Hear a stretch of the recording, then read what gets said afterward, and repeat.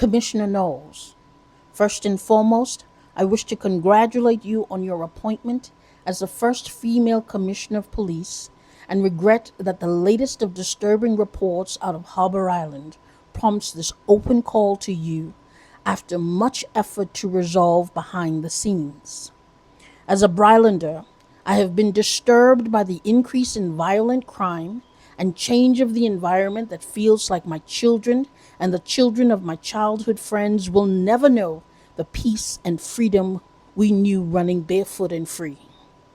My emotions have moved from disturbed to outrage when I learned that a promising young man has been incarcerated on Harbour Island since the 15th of August, awaiting transfer to Fox Hill Prison. Why? He defended his sister who was being abused in public by another young man. Because he dared to defend his sister from abuse at the hands of a young man who happens to be the son of Sargeant Taylor, who is stationed on the island. What is more shocking and vexing is Sargeant Taylor's son was set free like nothing ever happened.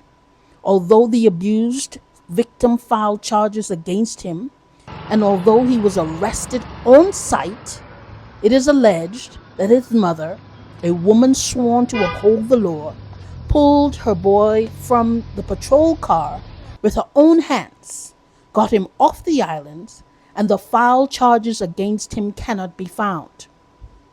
Her son never saw the inside of a courtroom. Yet it was ensured that the brother defending his sister appeared in court, resulting in him being sent to Fox Hill. That's not justice. That's corruption dressed up in a uniform. What's happening on Harbour Island is nothing short of a shame before God and man. We have seen an increase in violence against our women and an increase in suicide amongst our young men all over the Bahamas.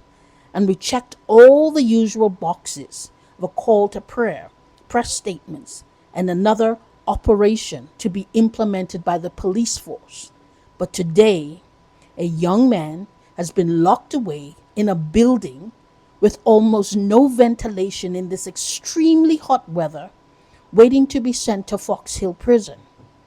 It's inhumane to lock anyone in a prison with almost no air and the stench so strong you cannot eat.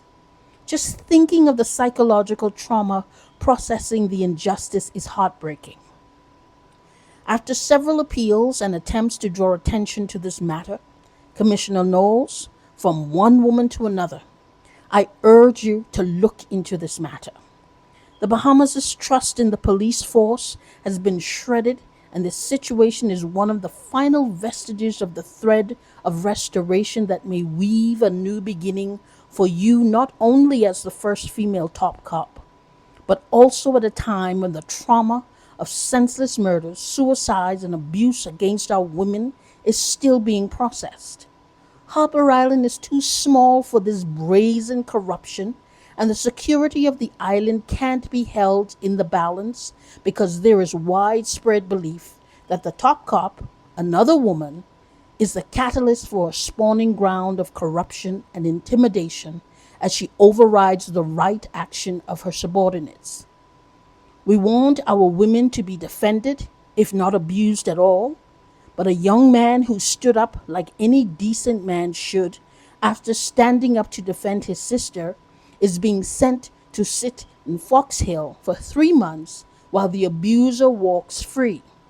This young man's entire future has been shifted, and his life has been steadily building interrupted because he also lost his job during this incarceration. This is a moment for the tongue in our shoes to walk in the direction of the tongue in our mouths. It is one thing to make public speeches and declaration, but this is one of the situations where the rubber meets the road, and we need to see without doubt that the police force under your leadership on every island of the Bahamas will be held accountable, and there will be zero tolerance for corruption. We just saw the imprisonment of an officer who had the care of the young people of Harbour Island entrusted to him for training, and we applaud the swift action. But we can't cherry pick, especially when it is our friends and colleagues we have worked alongside. Because when the police who are supposed to protect us is instead protecting their own, when the arresting officer is too intimidated to stand firm, then the whole community is left unprotected. That's how lawlessness takes root. That's how crime multiplies. And Harbour Island has already been feeling that weight. We need to call this what it is: abuse of power. And it cannot be swept under the rug. Commissioner SHANTA knows it cannot be swept under the rug. Prime Minister Davis, your own words said corruption would be rooted out. Well, here it is, plain as day, and the people are watching to see if you meant what you said. Because if a man can be punished for defending his sister while the abuser walks free because his mother wears a badge, then the police force has lost its moral authority and the people will not trust it. The sergeant has no business wearing uniform one more day.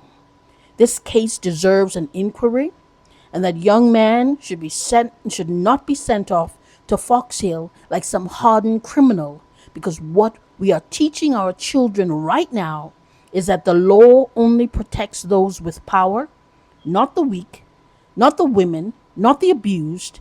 And if we don't demand change, then every promise about defending women, every pledge about